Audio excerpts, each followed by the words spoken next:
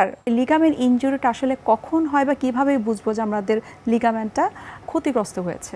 আমরা যারা খেলাধুলা করি অথবা যারা বাইককে চলাচল করি এবং যারা প্রত্যেক জীবনে পড়ে গিয়ে হলো, যারা ইয়ং বয়সে বিশেষ করে 15-এর ঊর্ধ্ব এবং 35-এর নিচে এই বয়সে যারা আঘাতপ্রাপ্ত হয় হাঁটুতে, তাদের দুটো জিনিস সমস্যা। একটি হচ্ছে ফ্র্যাকচার বা হাড় ভেঙে যাওয়া, আর দ্বিতীয়টা হচ্ছে লিগামেন্টের, হাঁটুর ভিতরে যে লিগামেন্ট আছে সেগুলা আঘাতপ্রাপ্ত হয়। যাদের হাড় ভেঙে যায় এটা খুব সহজেই বোঝা যায় এবং শুধু এক্স-রেতে দেখলেই সাধারণত বোঝা যায় যে তার ফ্র্যাকচার হচ্ছে।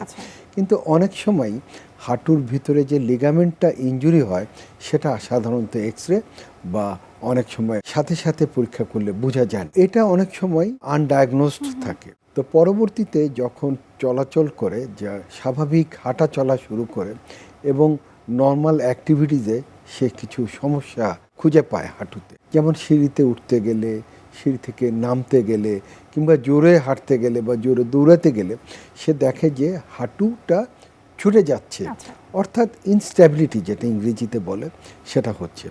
তখন সে আবার ডাক্তারের শরণাপন্ন হয় এবং ডাক্তার বিশেষ করে অর্থোপেডিক সার্জনের কাছে সে যায় এবং সে প্রথমে হাত দিয়ে বা এক্সামিনেশন করে, পরীক্ষা নিরীক্ষা করে, তারপরে এক্স-রে করে, এমআরআই করলে এই লিগামেন্ট ইনজুরিটা ধরা পড়ে।